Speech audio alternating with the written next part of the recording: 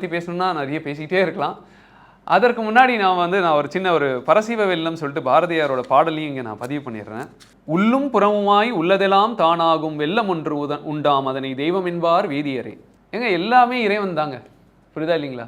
அதான் அவர் சொல்றார், உள்ளும் புறமாய் எல்லாம் எங்கும் எங்கும் இருப்பவன் இறைவன் தான். ஆனால் அது புரிஞ்சலன்னு வச்சுக்கோங்களேன், நம்ம என்ன பண்ணுவோம்னா எதையாவது ஒரு விஷயத்தை நம்ம சந்தோஷத்துக்காக பிடிச்சிப்போம். அதாவது ஒரு சந்தோஷத்தை பிடிச்சிக்கும் போது தான் நம்ம ஒன்று பாஸ்ட்டில் இருப்போம், இல்லை ஃப்யூச்சரில் இருப்போம். இழந்ததை பற்றி யோசிச்சுட்டு இருப்போம், இல்லை அடைய வேண்டியதை பற்றி யோசிச்சுட்டு இருப்போம். இருக்கிற நேரத்தை சந்தோஷமாக இருக்கிறத நம்ம விட்டுருவோம், புரியுதா இல்லைங்களா?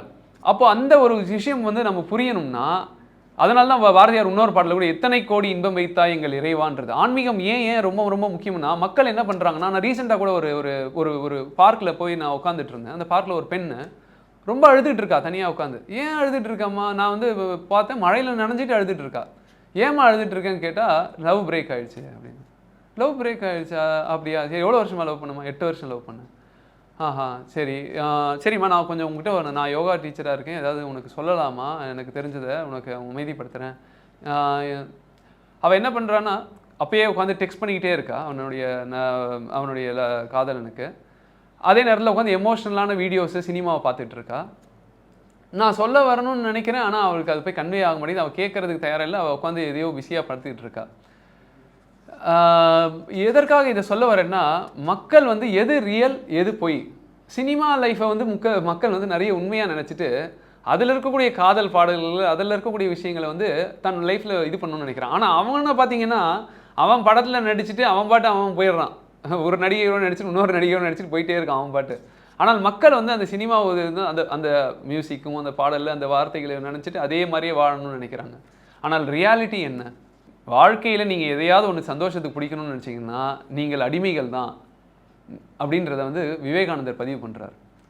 சந்தோஷத்திற்காக எதுவும் வேண்டாம்ப்பா. நான் என் சந்தோஷன்றது நான் என்னன்றதை நான் உணர்ந்திருக்கேன்றதை மனிதன் தெரிஞ்சுக்கிறதுக்கு தான் ஆன்மீகம் தேவை. எப்பொருள் எத்தன்மையானாலும் அப்பொருள் மெய்ப்பொருள் காண்பது அறிவுன்றார் வள்ளுவர். பிறப்பென்னும் பேதமை நீங்கி சிறப்பென்னும் செம்பொருள் காண்பது அறிவுன்றார். இது எல்லாத்திற்கும் நமக்கு நம்மளுடைய இந்த கார்த்திகை வழிபாடு, முருகர் வழிபாடு முக்கியமாக ஒரு மூலம். இது என்னென்னா க்ரக்ஸ் என்னன்றது பார்த்தீங்கன்னா, ரொம்ப எசன்ஸ் என்னென்னா, இப்போ 4 அரக்கர்கள் இருக்காங்க. தாரகாசுரன், சிங்கமுகன், சூரபத்மன், அஜமுகி. இது 4 பேரும் 4 பேருன்றது வெளியில் இருக்க அரக்கர்கள் கிடையாது. படைப்பில் இயற்கையாகவே நம்ம கிட்ட மனசில் அழுக்கு இருக்குங்க. படைப்புலேயே தோஷம் இருக்குது. நம்ம கிட்ட மனசுலேயே அழுக்கு இருக்கு. காமம், வெகுளி, மயக்கம், இவை 3 நாமும் கெடக்கெட நோயின்றார். பிறக்கும் போதே மனிதன் கிட்ட அழுக்கு இருக்கு. இது சைவ மதத்தில் என்ன சொல்லுவாங்கன்னா, சைவ சமயத்தில் ஆணவ மலம், கண்வ மலம், அப்புறம் மாயா மலம், மோக மலம் சொல்லுவாங்க. இது எல்லாமே மனிதன்கிட்ட இருக்கு. இந்த மலங்களை நீக்கி, அதாவது என்னன்னா, இந்த 4 மனங்களை நீக்கி 4 அகந்திய இறைவனிடம் சேர்த்தோம்னா நாம் பூர்ணம்ன்றதை நாம் உணர்வோம். நாம் என்னை எதுவும் ஆடும் பண்ண வேண்டாம், எதுவும் மைனஸ் பண்ண வேண்டாம், நான் இருக்கிற இடத்துலயே சந்தோஷமாக இருக்கிறேன் அப்படின்றத நாம் உணர்வோம். அதுதான் இங்கே பாரதியார் பதிவு பண்ணுறார். உள்ளும் புறமுமாய் உள்ளதெல்லாம் தானாகும் வெள்ளம் ஒன்று உண்டாம் அதனை தெய்வம் என்பார் வேதியரே. காணுவன நெஞ்சில் கருதுவன உட்கருத்தை பேணுவன யாவும் பிறப்பதந்த வெள்ளத்தே. எல்லை பிரிவற்றதுவாய் யாதனமோர் பற்றல்லதாய் இல்லையுளது என்று அறிஞர் என்றும் மயல் எய்துவதாய் வெட்ட வெளியாய் அறிவாய் வேறு பல சக்திகளை கூட்டும் உயிலாய் அணுக்கள் கூட்டி பிரிப்பதுவாய் தூள அணுக்களாய் சூக்ஷுமமாய் சூக்ஷுமத்திற் சாலவுமே நுண்ணியதாய் தன்மையெல்லாம் தானாகி தன்மையொன்று இல்லாததுவாய் தானே ஒரு பொருளாய் தன்மை பல உடைத்தாய் தான் பலவாய் நிற்பதுவே. எங்கும் உளான் யாவும் அறிவான் எனவே தங்கு மதத்தோர் சாற்றுவது மிங்கிதையே. அதாவது பாருங்க, எங்கும் உளான் யாவும் அறிவான் எனவே தங்கு பல மதத்தோர் சாற்றுவது மிக்கிதையே. எல்லாருமே என்ன சொல்றாங்கன்னா, எல்லா மதத்திலுமே எங்கும் உளான் யாவும் அறிவான் எனவே தங்கு பல மதத்தோர் சாற்றும் இங்கிதையே. வேண்டுவோர் வேட்கையாய் வேட்பாராய் வேட்பாருக்கு ஈண்டு பொருளாய் அதனை ஈட்டுவதாய் நிற்கும் இதுவே. காண்பார்த்தம் காட்சியாய் காண்பாராய் காண்பொருளாய் மாண்பாந்திருக்கும் வகுத்துரைக்க ஒண்ணாதே. இப்போது ஒரே விஷயம், அழகான ஒரு விஷயம் ஒன்று பதிவு பண்ண விரும்புகிறேன். இப்போது நமக்கு சின்ன வயசில் அணில், ஆடு, அம்மா, அப்பா, இந்த மாதிரி நமக்கு இந்த மாதிரிலாம் நமக்கு சொல்லித்தராங்க. ஏபிசிடி, ஆப்பிள், பால் அப்படிலாம் சொல்லித்தராங்க. இப்போ நான் இது மாதிரி சொல்லிக்கிட்டே போகலாம் வரிசையாக. இப்போ ஒரே ஒரு விஷயம் அழகாக கேட்டேன்னா, நீங்கள் எல்லாருமே ஒரு விஷயம் அப்படியே வியப்படைஞ்சிருவீங்க. உங்களுக்கு ஆப்பிள் சொன்னால் உங்களுக்கு ஆப்பிள் ஞாபகம் வரும். பந்துன்னு சொன்னால் பந்து ஞாபகம் வரும். நான் வந்து கடவுள்னு சொன்னேன்னா உங்களுக்கு என்ன ஞாபகம் வருது? எல்லாரும் கொஞ்சம் யோசிச்சு பாருங்களேன். கடவுள்னு சொன்னால் உங்களுக்கு என்ன யோசனை வருது? உங்களால் ஒன்றுமே பண்ண முடியாது. என்னடா போடுறதுன்னே தெரியாது பதில். உண்மையில் அதுதாங்க அது. அந்த தத்துவத்திற்கு வந்து அதை வந்து நீங்கள் விடையே சொல்ல முடியாது. ஆதியும் அந்த திருவண்ணாமலையில் சொல்கிறார் பார்த்தீங்களா, அடிமுடி காண முடியாதுன்னு சொல்கிறாங்க பார்த்தீங்களா. இறைவனை நீங்கள் வந்து எந்த உருவத்திற்குள்ளே அடக்க முடியாது. ஏன்னா எல்லா உருவங்களாமும் அவன் தான் இருக்கிறான். புரியுதா இல்லைங்களா? எல்லாமும் அவன் தான் இருக்கிறான். நீங்கள் வாழ்க்கையை நல்லா ரசிக்கணும், இன்ப துன்பங்களையும் ரசிக்கணும் அப்படின்னு நினைக்கிறீங்கன்னா நீங்கள் இறை தத்துவத்தை நல்லா புரிந்து கொண்டால் தான் ரசிக்க முடியும். அதையோட வெளிப்பாடு தான் ராமாயணம், கந்த புராணம், ஐயப்பனுடைய கதைகளாக இருக்கட்டும், எல்லாமே அதோடைய வெளிப்பாடு தான். ஒன்றும் இல்லை, எல்லா கதையிலும் பார்த்தீங்கன்னா ஒரு அரக்கன் இருப்பான். அந்த அரக்கனை வந்து இறைவன் வந்து கொல்றாரு, இறைவன் கொண்டு தர்மத்தை நிலைநாட்டுறாரு அப்படின்ற மாதிரி தான் இருக்கும். அந்த அரக்கன் வந்து வெளியிலையும் இருக்கான், நம்ம மனசுக்குள்ளேயும் இருக்கான்.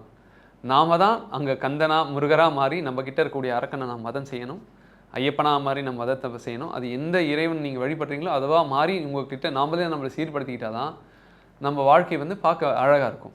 இதுதான் இங்கே அவர் சொல்கிறார், காண்பார்தம் காட்சியாய் காண்பாராய் காண்பொருளாய் மாண்பார்ந்து இருக்கும் வகுத்தரைக்கும் ஒன்றாதே.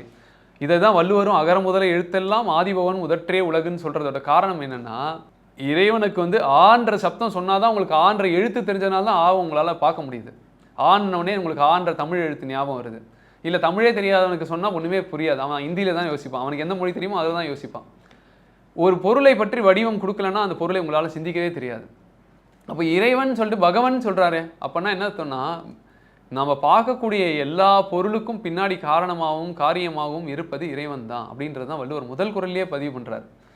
முதற்றேன்றதுக்கு ஒரு அர்த்தம் இருக்குங்க தமிழில், தொடர்ச்சின்னு ஒரு அர்த்தம் இருக்குது. முதல் மட்டும் இல்லை, முதற்றேக்கு தொடர்ச்சின்னு ஒரு பொருள் இருக்குது. அதோடைய நீங்கள் தமிழ் அகராதியில் எடுத்து பார்த்தீங்கன்னா, இறைவன் தான் படைக்கிறான், இறைவன் தான் முழுக்க காப்பாற்றுகிறான், அவனுடைய தான் லயமாகுதுன்றது தான். அது நீங்கள் சிவபுராணத்துலேயும் இருக்குது.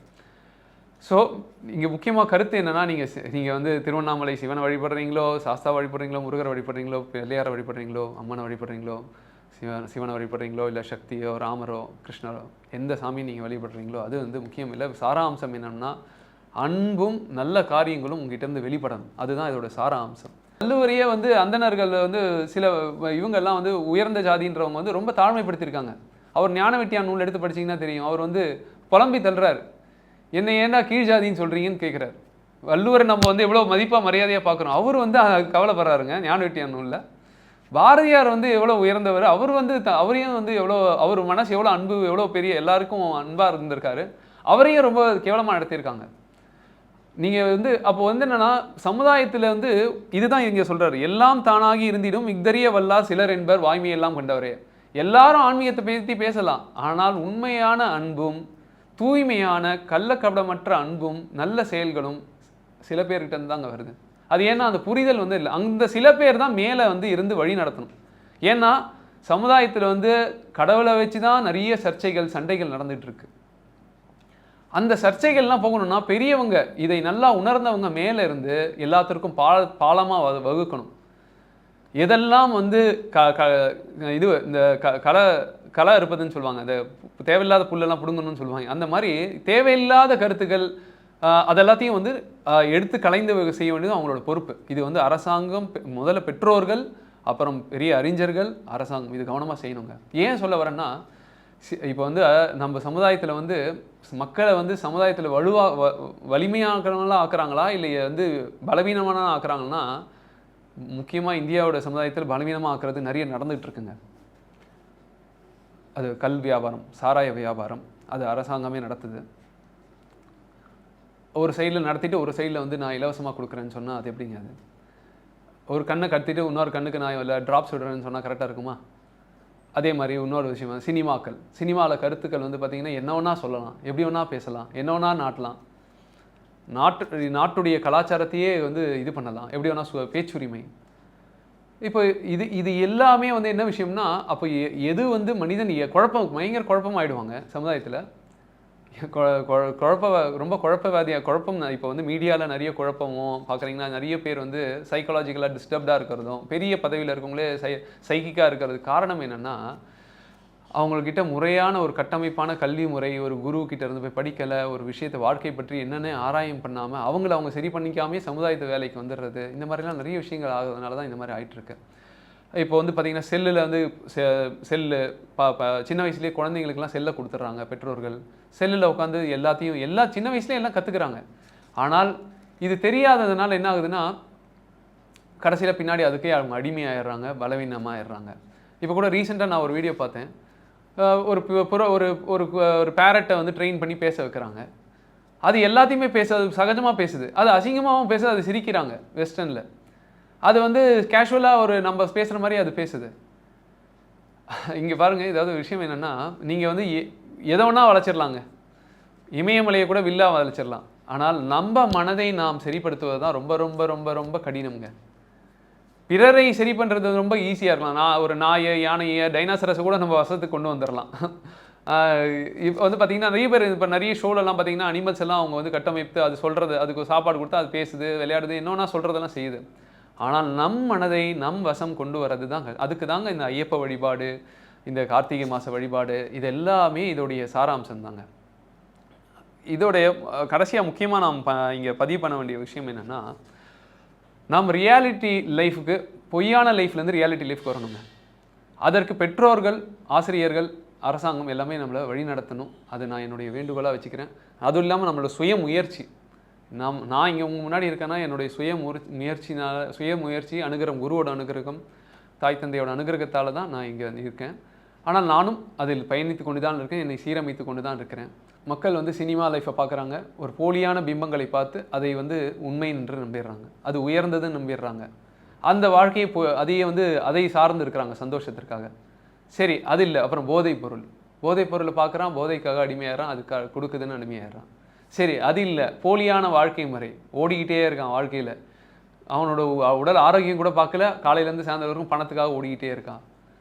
சரி, அதுக்கப்புறம் இன்னொரு விஷயம் வேறு என்ன, செல்லு, மீடியா, செல்லில் உட்காந்துட்டு பார்த்தீங்கன்னா, இப்போ இந்தியாவில் தான் டயபெட்டிஸ் அதிகமாக இருக்குங்க, நம்பர் 1ல் இருக்குது. இந்தியாவில் தான் வந்து பார்த்திங்கன்னா இவங்க வெயிட்டானவங்க அதிகமாக இருக்கக்கூடிய தேசம் வந்து இந்தியாவில் தான் இருக்குங்க. இதெல்லாம் ஏன் காரணம்னு நினைக்கிறீங்க? ஏன்னா உட்காந்து செல்லுலேயும் உட்காந்து இதுலேயே நேரம் கொடுத்துருந்தா. பக்கத்தில் இருக்க சைனா பாருங்கள், அவங்களோட ஆரோக்கியம், ஒவ்வொருத்தருமே ஒவ்வொரு ஸ்போர்ட்ஸில் வீரர்களாக இருக்காங்க. அங்கே வந்து அப்போ எதனாலனா, தேசத்தில் இருக்கக்கூடிய மேலே இருக்கக்கூடிய பெரியவங்களும் அங்கே இருக்கக்கூடிய அங்கே அறிஞர்களும் மூத்தவர்களும் பொறுப்பேற்றிருக்காங்க. நம்மளுடைய இளைஞர்கள் எப்படி இருக்கணும், நல்லா இருக்கணும், அவங்க அறிவில் சிறந்து இருக்கணும். வள்ளுவர் திருக்குறளை வந்து எல்லாரும் கண்டிப்பாக எடுத்துக்கணும்னு நான் சொல்லுவேன். அது வந்து வாழ்வியல் கல்வியை வந்து கண்டிப்பாக கொடுக்கணுங்க, எல்லாருக்குமே கொடுக்கணும். அது எல்லாருக்கும் எழுதியிருக்காரு, உலக பொதுமுறைன்றதுனால அதில் வந்து எல்லாருமே படிக்கலாம். அப்போ தாங்க வந்து என்ன ஆகும்னா, அவர் பாருங்கள், அவர் வந்து அறிவு நலம், சொல் நலம், செயல் நலம், உறவு நலம், உடல் நலம், பொருள் நலம், இது எல்லாமே அதில் இருக்குங்க. இதை தெரிஞ்சுக்கிட்டான்னா ஒரு மனிதன் வந்து கம்ப்ளீட் மேனாக இருப்பான். வாழ்வியல் கல்வி சொல்கிறேன், பொருளாதார கல்வி சொல்ல. இந்த வாழ்வியல் கல்வி லேக் ஆகிறதுனால தான் இவன் வந்து மேலே வந்துட்டு கரப்ஷன் வாங்குறாரு, அவர் வந்து ஏதோ ஒரு விஷயத்தில் வந்து மாட்டிக்கிறாரு, இது விஷயத்தில் பலவீனமாக இருக்கிறாரு. பெண்கள் விஷயத்தில் இருக்கலாம், இல்லை வந்து போதை விஷயங்களில் இருக்கலாம், இல்லை வந்து பணம் விஷயத்தில் இருக்கலாம், இல்லை சுயநலமாக இருக்கிறதா இருக்கலாம். இதெல்லாம் எதனால் காரணம்? வாழ்வியல் கல்வின்றது வந்து ரொம்ப ரொம்ப ரொம்ப ரொம்ப அதாவது சமயக்கல்வி, வாழ்வியல் கல்வி ரெண்டுமே நான் சொல்கிறேன். தனிப்பட்ட முறையில் சமயக்கல்வியும் அவன் படிக்கணும், அவனுடைய சமயத்தை பற்றியும் படிக்கணும். அதே நேரத்தில் அதற்கு பாலமாக ரெண்டுத்துக்கும் அன்பையும் நல்ல காரியங்களையும் நடத்தக்கூடிய பாலத்தையும் உண்டாக்கணும். அதே நேரத்தில் அவனுடைய வாழ்வியல் கல்வியும் அவன் தெரிஞ்சுக்கணும். இந்த கல்வி முறை லேக் ஆகிறதுனால தான் சமுதாயத்தில் வந்து ரொம்ப நிறைய பிரச்சனை. ரியல் லைஃப் என்னன்றது தெரியலைங்க. ரியலாக எது ரியாலிட்டி, எது சந்தோஷம், எது உண்மை, எது சத்தியம், இதற்காக தாங்க முதல்ல ஒர்க் பண்ணணும். இதை ஃபிகர் அவுட் பண்ணாமல் நீங்கள் எது பண்ணாலும் லைஃப் இஸ் டெரிபிள் தான். லைஃப் எப்போ பியூட்டிஃபுல்லாலும் இதை ஃபிகர் அவுட் பண்ணி இதை வந்து முழுமையாக இதோட தன்மை என்ன, தன்மைன்னு வள்ளுவர். சுவை, ஒளி, ஊறு, ஓசை, இவை மூன்றின் வகை தெரிந்தான் கட்டே உலகுன்றவர். இதை பற்றி எப்படிப்பட்டது உலகம்ன்றதை புரிந்து கொண்டவனால்தான் இந்த உலகத்தை வந்து அழகாக கையாள முடியும், ரசிக்க முடியும். இது கிருஷ்ணரும் பகவத்கீதையை பதிவு பண்ணுறார். இதை வந்து முருகரும் அவருடைய வாழ்ந்து கட்டுறார் அவருடைய வாழ்க்கையில். நீங்கள் எல்லாருமே பிறக்கும் போதே ஞானியாக பிறக்கிறது இல்லைங்க. பிள்ளையாரும் பார்த்தீங்கன்னா முதல்ல வந்து அவரும் அறியாமையோட தான் இருக்கிறார், சிவனை தடுக்கிறார். முருகரும் பார்த்தீங்கன்னா கோபிச்சுக்கிட்டு போய் பழனியில் உட்கார்றாரு. யாரும் பிறக்கும் போது ஞானியாக பிறக்கிறது எல்லார்கிட்டையும் குற்றம் இருக்குங்க. அதனால் வந்து என்னென்னா, நான் அந்த குற்றத்தை நாம் களைந்து நாம் நல்ல வழியில் போகிறோமா போலையா அப்படின்றது தான் முக்கியம். இங்கே ஒரு முக்கியமான விஷயம் லாஸ்ட்டாக பதிவு பண்ணுறேன். சூரபத்மன்ற ஒரு அரக்கன் நம்ம பார்க்குறோம். அவன் வந்து அரக்கன் இல்லைங்க, அவன் வந்து ஒரு காலத்தில் வந்து கணங்கள்ல இருந்த சிவனுடைய கணங்களில் ஒருத்தனாக இருந்தவன். இப்போ இரண்யாக்ஷன், இரண்யகசிபு, கம்சன்லாம் பார்த்தோம். இவன் வந்து அரக்கன் இல்லை, அவன் முன்னாடி துவாரபாலராக இருந்தான் விஷ்ணு கிட்ட. ஏன் இப்படிப்பட்டவங்க ஏன் இந்த நிலையை அடைஞ்சாங்க அப்படின்னு கேட்டால், யாருக்கு ஒன்றா இது சொல்லுவாங்க, அடி சிறக்கும்னு சொல்லுவாங்கல்ல, யானைக்கும் அடி சிறக்கும்ன்ற மாதிரி இறைவன் பக்கத்தில் இருந்தவங்களே கடைசியில் அரக்கராக மாறுறாங்கன்னா மனசுன்றது வந்து மாறக்கூடியதுங்க. மனசை வந்து மாறாமல் வைத்துக்கொள்வதற்கும் அதற்கு சரியான அறிவை கொடுத்து கொள்வதற்கு வந்து மனிதன் வந்து ரொம்ப ரொம்ப செய்யணும். இறைவன் பக்கத்தில் இருந்த ஆள் தான் பெரிய அரக்கனாக மாறுறான், சூரபத்மனாக மாறுறான். அவனுடைய தாழ்வான செயல்னால திருப்பி அவன் கர்ம வினையினால் வரான். அதே நேரத்தில் இந்த கர்ம வினை வந்து அப்போ எங்கேருந்து ஆரம்பிச்சது, ஏன் வந்து இறைவனை அந்த கர்ம வினையை மாற்றிருக்கலாமே அப்படின்னு கேட்டால், இதையும் இன்னும் ஆழமாக பார்த்தீங்கன்னா வாழ்க்கையே வந்து ஒரு இறைவனுடைய ஒரு லீலை தாங்க. அது ஆன்மீகத்தில் இன்னும் நல்லா பார்த்தீங்கன்னா எல்லாத்தையுமே நீங்கள் ரசிக்கிற ஒரு ஒரு கெட்டது நல்லது எல்லாத்தையும் ரசிக்கிற ஒரு பாணியில் போயிடுவீங்க. இது நீங்கள் பாரதியார் கவிதைகளில் காலமா மனத்தில், அந்த கோலமா மரத்தில், அந்த மாதிரி நிறைய பாடல்கள் படிச்சிங்கன்னா, பாரதியார் படிச்சிங்கன்னா வாழ்க்கையை ரசிக்க கற்றுப்பீங்க. எத்தனை கோடி இன்பம் வைத்தாய் எங்கள் இறைவா இறைவா, சித்தினை சித்துனை இணைத்தாய், நீ இங்கு சேரும் நல்ல ஐம்பூதத்து வேணுலக அமைத்தாய், அத்தனை உலகும் வர்ண களஞ்சியமாய் பல பல நல்ல அழகுகள் சமைத்தாய் அப்படின்றார். முக்தி என்ற ஒரு வழி சமைத்தாய், அங்கு முழுதினையும் உணரும் ஒரு உணர்வு அமைத்தாய், பக்தி என்ற ஒரு நிலை சமைத்தாய், எங்கள் பரமா பரமா பரமான்றார். எனக்கு எதுவும் புரியலைங்க, வாழ்க்கையே புரியல, ஒன்றும் பிரச்சனை இல்லை, இறைவன் பக்தி பண்ணிக்க, இறைவன் இருக்கார், நீ எந்த எப்படி ஒன்றா நீ வழிபடலாம். இறைவன்ட்டு எப்படிங்க பக்தி பண்ணணும், எனக்கு தெரியலையே, கார்த்திகை மாதம் என்ன பண்ணணும், ஒன்றும் இல்லை, எனக்கு எதுவுமே தெரியாது இறைவா அப்படின்னு நீ சரணடைஞ்சாலே போதும், இறைவன் உன்னை கொண்டு போகிறதுக்கு காத்துக்கிட்டு இருக்கான். புரியுதா இல்லையா? இறைவனிட ஆழ்ந்து இப்போ கண்ணப்பனார் அப்படி தான் பண்ணுறாரு, எனக்கு எதுவும் தெரியாதுன்ற இறைவன் வந்து ஆட்கொள்கிறாரு. அதனால் நாம் இறைவன்கிட்ட போகிறதுக்கு எதுவுமே நமக்கு தெரியணும்னு அவசியம் இல்லை. எனக்கு தெரியாது, நீ தான் வழி நடத்தணும்னு சொன்னால் போதும். என்னுடைய பிரார்த்தனை என்ன இருக்கணும்னா, இது பாரதியார் அழகாக சொல்லுவார், அறிவிலே தெளிவு, நெஞ்சிலே உறுதி, அகத்திலே அன்பினோர் வெள்ளம், பொறிகளின் மீது தனி அரசாணை, பொழுதெல்லாம் நினது பேரருளின் நெறியிலே நாட்டம், கர்மயோகத்தில் நிலைத்திடல், என்றிவை அருளாய், குறிகுணம் ஏதும் இல்லதாய் அனைத்தாய் குலவிடு தனிப்பரம் பொருளே அப்படின்றார். அறிவில் தெளிவு வேணும், இதோட தான் நம்ம பிரார்த்தனையாக இருக்கணும்னு சொல்கிறார். அறிவில் தெளிவு வேணும், அகத்தில் அன்பு வேணும். இது எல்லாருமே சொல்லலாம், எல்லா சமயத்திலும் சொல்லலாம், எல்லாருக்குமே பொது. அறிவிலே தெளிவு வேணும், அறிவிலே தெளிவு, நெஞ்சிலே உறுதி. அந்த தெளிவு அடைஞ்சல உறுதியாக இருக்கணும், அது மாறிக்கிட்டே இருக்கக்கூடாது. பாருங்கள், கணங்களாக இருந்தவன் தான் அரக்கனாக மாறிட்டான். அரக்கனாக மாறினதுக்கப்புறம் முருகர் வந்து நிற்கிறாரு. முருகர் வந்ததுக்கப்புறம் இவர் பெரியவர் வந்து அவர் விஸ்வரூபத்தை காட்டுறாரு. காமிச்சதுக்கப்புறம் கூட அவனுக்கு வந்து இறைவன் அவரை சுற்றி வரணும்னு ஆசை இருக்குது, அவரை நமஸ்காரம் பண்ணணும்னு இருக்குது. ஆனால் அப்புறம் திருப்பி பாலனாக மாறினோடனே இவன் சின்ன பையன், இவங்கிட்ட போய் காலில் எப்படி விடுறது அப்படின்னு நினைக்கிறாரு. அந்த அரக்கன் மனசில் மாறிடுது. அப்போ மனசு வந்து டக்கு டக்கு டக்குன்னு மாறிக்கிட்டே இருக்குது. ஒரு சனம் வந்து நல்லா இருக்கிற மனசு இன்னொரு சனம் குரங்கு மாதிரி மாறிடுது, எதாவது ஒன்று பண்ணுது. அப்போ அந்த மனசை வந்து இறைவன்கிட்ட வைக்க வேண்டியது ரொம்ப ரொம்ப ரொம்ப முக்கியம். ஏன்னா நமக்கு எதை பிடிக்கணும், எதை பிடிக்கக்கூடாது, எது நல்லது எது கெட்டது தெரியாது, எதை எப்படி ஆரம்பிக்கணும், எதை நடத்தணும், எப்படி முடிக்கணுன்றது நமக்கு தெரியாது. அப்போ இறைவன் வந்து மிக மிக மிக அவசியம் நம்மளை நாம் கையாளுவதற்கு. அதற்காக ஒழுக்கப்படுத்துவதற்காக நாம் பல ஜென்மாக்கள் இதற்காக வேலை செய்ய வேண்டியது இருக்குது. ஏன்னா பல ஆசைகள், பல நிறைவேறாத ஆசைகள், நிறைவேறின ஆசைகள்னால் இருக்கக்கூடிய ஆசாபாசங்கள் இதெல்லாமே மனதில் இருக்கிறதுனால பல ஜென்மாக்கள் இதற்காக வேலை செய்ய வேண்டியதாக இருக்குது. இதற்கு நமக்கு உதவ வேண்டியது தான் இந்த கார்த்திகை மாத வழிபாடும் ஐயப்ப வழிபாடும். நம்மளை நாம் தூய்மைப்படுத்துவதற்காக தான். இந்த தீபம் ஏற்றுவதற்கும் எண்ணெய் திரி தீன்னு சொல்லுவாங்க. எண்ணெய் திரி தீனா எண்ணெய் திருத்தி, எண்ணெய் திருத்த வேண்டுவதற்காக தான் நான் தீபம் தினசரி ஏற்றுறேன் அப்படின்றத நாம் தெரிந்து கொள்ள வேண்டும். அதனால் அறிவிலே தெளிவு, நெஞ்சிலே உறுதி, அகத்திலே அன்பினோர் வெள்ளம். அன்பு வந்து தினசரி வளரணுங்க. நாம் எல்லார்கிட்டையும் அன்பாக இருக்கணும். நமக்கு பிடிச்சவங்ககிட்ட தான் நான் அன்பாக இருப்பேன், அழகாக இருக்கவங்ககிட்ட தான் அன்பாக இருப்பேன் அப்படின்றதெல்லாம் இல்லைங்க. எல்லாருக்கிட்டையும் நம்ம அன்பை வந்து பார்த்தா தான் லிவிங் இன் தி ப்ரெசென்ட்னு சொன்ன பாருங்களா, அது நம்ம வந்து கல்டிவேட் பண்ண முடியும், அங்கே அதை என்ஜாய் பண்ண முடியும் எல்லாத்தையுமே. அகத்திலே அன்பினோர் வெள்ளம், பொறிகளின் மீது தனி அரசாணை. நாம் வந்து நம்மளுடைய மனசு நமக்கு வந்து உபாயமாக இருக்கணும், நமக்கு வந்து ஏதுவாக இருக்கணுமே தவிர அதுவே வந்து சத்ருவாக மாறக்கூடாது. இது வந்து கிருஷ்ணரும் சொல்கிறாரு, நம்ம மனசே தான் நமக்கு எதிரி, நம்ம மனசே தான் நமக்கு வந்து நண்பன் சொல்கிறார். சில பேர் பார்த்தீங்கன்னா சாவியை எங்கேயோ வச்சிருவான், வீட்டில் வச்சுட்டு அம்மா அப்பா எல்லாரையும் தேடிட்டு இருப்பான், எங்கேம்மா வச்சிங்க கடைசியில் பார்த்தா இவன் தான் எங்கேயாவது மறந்து வச்சிருப்பான், அது எங்கேயாவது ஒளிஞ்சிட்டு இருக்கும். அடுத்தவங்க மேலே எரிச்சல் ஆகும். எரிச்சல் அப்போ பார்த்தீங்கன்னா தீதும் நன்றும் பிறர் தர வராங்க. யாருமே நமக்கு கெடுதி பண்ண முடியாது. நாம தான் நம்ம நினச்சிக்கிறோம் அடுத்தவங்க பண்ணுறாங்க, நமக்கு இவங்க பண்ணுறாங்க, இல்லை நம்ம பண்ணிட்டோம்னு நினைக்கிறோம். யாருமே பண்ணல. எல்லாமே இறைவன் தான் நடத்திட்டு இருக்காரு. அகத்திலே அன்பினோர் வெல்லம் பொறிகளின் மீது தனியரசானை பொழுதெல்லாம் நினது பேரருளின் நெறியிலே நாட்டம். நாம் வந்து இந்த உலகத்தில் வந்திருக்கிறதுக்கு காரணம் இறைவன். நாம் இறைவனோடு சேர்ந்து செயல்படுறது தான் அழகு. இப்போ இறைவன் பார்த்தீங்கன்னா, இப்போ முருகர் பார்த்தீங்கன்னா மயில் இருக்குது, பக்கத்தில் வந்து சேவல் இருக்குது, அப்புறம் வந்து இதெல்லாமே வந்து பாருங்கள் இயற்கையோடு தான் அவர் இணைந்திருக்கிறார். புரியுதா இல்லைங்களா? அவர் வந்து நாகபூஷணம் போட்டிருக்காரு, எல்லாமே வந்து நாகம் வச்சிருக்காரு, எல்லாமே இயற்கையோடு இயந்து தான் இருக்காரு. கிருஷ்ணர் பாருங்கள் மயில் ரேகை வச்சிருக்காரு, மயில் ரெக்க வச்சிருக்காரு, அப்புறம் வந்து இது வச்சிருக்காரு, புல்லாங்குழல் வச்சிருக்காரு, கண்ணுக்குட்டி வச்சிருக்காரு. கடவுள்களே வந்து இயற்கையோடு இணைந்த சிவன் பாருங்க இது இயற்கையோடு இணைந்து தான் இருப்பார். பார்த்தீங்கன்னா அவர் பாம்பு, கங்கை எல்லாம் இயற்கை. மனிதன் எப்படி இருக்கான்? உட்காந்து கேஜெட்ஸு, சூரியனே வராத மாதிரி ஒரு அறைக்குள்ளே ஒளிஞ்சுக்கிறான்.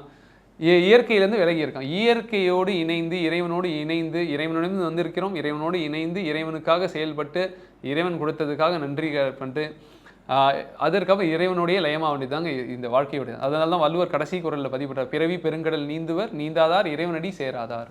இந்த இறைவன்கிட்டிருந்து வந்த வாழ்க்கையை இறைவன்கிட்டே சேர்றது தாங்க நம்ம செய்ய வேண்டிய ஒரு. அதற்காக தான் இந்த கார்த்திகை இதெல்லாமே நமக்கு கொடுக்கப்பட்டிருக்க ஒரு அழகான ஒரு ஒரு ஒரு பயிற்சியாக கொடுக்கப்பட்டிருக்க ஒரு விஷயம்தான். மக்களே, ஒரு சின்ன ஒரு கதை. இந்த கதை மூலமாக எவ்வளோ முக்கியன்றது தெரிஞ்சுக்கணும். பெற்றோர்களுடைய வழிகாட்டுதல், அப்புறம் வந்து நம் முன்னாடி இருக்கக்கூடிய அறிஞர்கள், குருமார்கள், அரசாங்கம், அரசன், இவங்கெல்லாம் எவ்வளோ ரொம்ப இம்பார்ட்டன்றது வந்து இந்த ஒரு நம்ம இந்த கந்த புராணத்துலேருந்து நம்ம தெரிஞ்சுக்கலாம். நம்ம சூரபத்மன் வந்து சாதாரண ஆள் கிடையாதுங்க. அவர் வந்து அதில் என்ன இல்லைன்னு ஈஸியாக அவர் வந்து முருகர் வந்து இது பண்ணாரு அப்படின்னு கிடையாதுங்க. அவங்க கடும் தவம் செஞ்சவங்க, பல ஆண்டுகள் தவம் செஞ்சவங்க. அவங்க அம்மா மாயைன்றவங்க வந்து அவங்க சொல்கிறாங்க, நீங்கள் வந்து பிள்ளைகளே நீங்கள் வந்து நல்லா செல்வத்தில் சிறந்து விளங்கணும், ஊக்கத்துலேயும் உற்சாகத்துலேயும் சிறந்து விளங்கணும், அதனால் நீங்கள் வந்து தவம் பண்ணுங்க அப்படின்னு சொல்கிறார். அதை சொல்லி அம்மாவோட வாக்கை ஏற்றுக்கிட்டு போய் தவம் பண்ணுறாங்க. பல ஆண்டுகள் தவம் பண்ணுறாங்க. வடக்கு நோக்கி போய் தவம் பண்ணுறாங்க, கைலாசம் இருக்கிறதுனால. அப்புறம் பின்னாடி அங்கே தவம் பண்ணுறாங்க. அங்கேயும் வந்து அவருக்கு சிவபெருமான் வரலை. திருப்பி கீழே வராங்க, கீழே தெற்கு நோக்கி வந்து தவம் பண்ணுறாங்க. அப்பயும் சிவபெருமான் வரலை. சூரபத்மன் வந்து தீயை மூட்டிட்டு அதுக்குள்ளே போய் விழுந்து தண்ணியே மாய்ச்சிக்கிறான். அதுக்கப்புறம் சிங்கமோனும் விழ போகிறான். அப்போ தான் சிவபெருமான் வந்துட்டு இவங்க இப்படி கடும் தவம் பண்ணுறாங்களேன்னு சொல்லிட்டு அவங்களை கங்கையை அனுப்பி கங்கையால் அவங்கள திருப்பி உயிர் பிழைக்கிறார். இது எதுக்காக நான் சொல்கிறேன்னா, ராவணனும் அப்படிதான். ராவணனும் கடும் தவம் பண்ணி வந்து சிவபெருமான்கிட்டேருந்து வரம் வாங்குறான். பாருங்கள், இவ்வளோ கஷ்டமாக இவ்வளோ கடும் தவம் பண்ணவங்க அவங்களுக்கே வந்து அவங்களுக்கே கிளாரிட்டி இல்லை லைஃப்பில். அவங்களே வந்து கடைசியில் என்ன ஆகுதுன்னா அடுத்தவங்களுக்கு துன்பம் கொடுக்குறாங்க. ராவணன் பாருங்கள் ஒரு பெண்ணாசையில் மாட்டிக்கிறான். எனவே மக்கள் முதல் கோணல் முற்றிலும் கோணல். அதாவது இந்த சூரபத்மனுடைய தாய் வந்து தவறாக வழி நடத்தினதுனால எது முக்கியம்ன்றது அவங்களுக்கு சொல்லாதனால கடைசியில் வந்து இந்த இவ்வளோ கடும் தவம் பண்ணி சிவபெருமான் கிட்டேருந்து அவ்வளோ வர வாங்கினவங்க கடைசியில் வந்து ஒரு தெளிவு இல்லாத காரணத்தினால அழிய வேண்டிய நேரியதாக இருக்குது. பல பேருக்கு துன்பம் தர வேண்டிய சூழ்நிலை அமைகிறது. அதே மாதிரி தான் ராவணனோட வாழ்க்கையும். அதாவது முதல் கோணல் முற்றிலும் கோணல்னா முதலையே மனிதன் வந்து கிளாரிட்டிக்காக work for clarity, work with கிளாரிட்டின்னு ஆரம்பத்துலேயே நான் இந்த சொற்பொழிவு ஆரம்பிக்க முன்னாடி நான் சொன்னேன். அதாவது இது வந்து தாய் தந்தை எங்கே மிஸ்டேக் ஆகுது பாருங்கள். ஒரு பெரிய அரக்கன் உருவாவதற்கு யார் காரணமாக இருந்தாங்கன்னா தாய் தந்தை தான். அவங்க வந்து வழிநடத்தின விதம் சரியில்லை. குருவாக இருக்கலாம், தாய் தந்தையாக இருக்கலாம், குருவாக இருக்கலாம், அரசாங்கமாக இருக்கலாம், அரசனாக இருக்கலாம். எனவே நமக்கு வந்து இங்கே நம்மளுடைய நாட்டில் வந்து தாய் தந்தையர்களுக்கும் ஆசிரியர்களுக்கும் குருவாக இருக்கக்கூடியவர்களுக்கும் ஆன்மீக குருவாக இருக்கிறவர்களுக்கும் அரசாங்கத்துக்கும் அரசனுக்கும் மக்களை சரியான வழியில் நடத்த வேண்டியதற்கான பொறுப்பு ரொம்ப அதிகமாக இருக்குங்க. அது மட்டும் இல்லாமல் சுய முயற்சியும் இருக்குது, அது வேறு விஷயம். சுய முயற்சி இருந்தாலுமே இது வந்து மக்கள்கிட்ட இருக்க வேண்டிய பொறுப்பு. ஏன்னா இந்த கதையிலேருந்து இதுதான் நம்ம தெரிஞ்சுக்க முடியுது. ஆனால் அதே நேரத்தில் முக்கியம் இன்னொரு விஷயம் என்னென்னா, வாழ்க்கையில் வந்து தாரதமியம் இருந்துகிட்டு தான் இருக்கும், இன்பம் துன்பம் இருந்துகிட்டு தான் இருக்கும், நல்லவர்கள் கெட்டவர்கள், இது எல்லாமே இறைவனோட லீலை தாங்க. இறைவன் தான் எல்லாத்தையும் நடத்துகிறார். இதை ரசிக்கவும் கற்றுக்கொள்ள வேண்டும். அதே நேரத்தில் நாம் அதில் தவறான ஒரு ஆளாகவும் நாம் இருந்துடக்கூடாது, தவறான கதாபாத்திரமும் நாம் இருந்துடக்கூடாதுன்றதை நாம் தீர்மானித்துக் கொள்ள வேண்டும். தவறான கதாபாத்திரமாக யாரும் படைக்கல, அதாவது அவரவர்கள் ஏற்றுக்கொண்டது தான். துரியோதனன் வந்து நல்லது கெட்டது எதுன்னு எனக்கு தெரியுது, ஆனால் என்னால் செயல்படுத்த முடியல அப்படின்னு சொல்கிறான். இப்போ நிறைய பேருக்கு பார்த்தீங்கன்னா இப்போ ஐயப்ப மாலையே போட்டுக்கிட்டு சிகரெட் பிடிக்கிறாங்க. அவங்களுக்கு தெரியும் பிடிக்கக்கூடாது, ஆனாலும் அவங்களால கட்டுப்படுத்த முடியல. தண்ணி அடிக்கிறாங்க, கட்டுப்படுத்த முடியல. அதாவது அவங்க அப்போ இது எல்லாமே வந்து ஒரு இது வந்து ஒரு அவங்க அதுலேருந்து பாடம் கற்றுக்கலாம். இந்த மாலை போட்டு நம்ம மனசு எப்படி இருக்குது பாரு, எழுந்துக்க முடியலன்னு சொல்கிறாங்க. சில பேர் வந்துட்டு கம்ஃபர்ட்லேருந்து வர முடியலைன்றாங்க. இது எல்லாமே நம்ம கம்பேர் பண்ணி பார்க்குறதுக்கு இந்த விரதங்களுடைய முக்கியமான நோக்கமே நம் மனநிலை எப்படி இருக்குது, நாம் அசுரனாக இருக்கோமா இல்லை நான் நம்ம நல்லவனாக இருக்கானா, என்கிட்ட அசுர சுபாவம் அதிகமாக இருக்கா நல்ல சுபாவம் இருக்கா, அசுர சுபாவத்தை எப்படி கம்மி பண்ணுறது எப்படி அதிகப்படுது, அது இறைவன் மூலமாக தாங்க சரி பண்ண முடியும். அதற்கு நமக்கு வந்து நம்மளுடைய முருகர் வழிபாடு, இந்த கார்த்திகை மாதம், அப்புறம் இந்த ஐயப்ப வழிபாடு, இந்த மார்கழி மாதம், அது இறைவனை நீங்கள் எந்த வடிவத்தில் கும்பிட்டாலும் அது இறை வழிபாடு ரொம்ப ரொம்ப ரொம்ப ரொம்ப முக்கியங்க. அதை தான் இதை பதிவு பண்ணணுன்றது. அதான் இந்த கதை. இதை கொஞ்சம் கொஞ்சமாக நாம் மெருகேற்றி அதை நாம் அன்றாட வாழ்க்கையில் கொண்டு வந்து நாம் சிறப்பான வாழ்க்கையை, அமைதியான ஆனந்தத்தை எல்லாரும் உணர்ந்து வாழ்க்கை எல்லாருக்கும் நல்லா இருக்கணுன்றது. நாடு நல்லா இருக்கணும், மக்கள் நல்லா இருக்கணும், இந்த உலகம் நல்லா இருக்கணும். லோகா சமஸ்தா சுகினோ பவந்து, லோகா சமஸ்தா சுகினோ பவந்து. அறிவிலே தெளிவு, நெஞ்சிலே உறுதி, அகத்திலே அன்பினோர் வெள்ளம், பொறிகளின் மீது தனி அரசாணை, பொழுதெல்லாம் நினது பேரருள் நெறியிலே நாட்டம், கர்மயோகத்தில் நிலைத்திடல், என்றிவை அருளாய், குறிகுணம் ஏதும் இல்லதாய், அனைத்தாய் குலவிடு தனிப்பரம் பொருளே. ஓம் சாந்தி சாந்தி சாந்தி.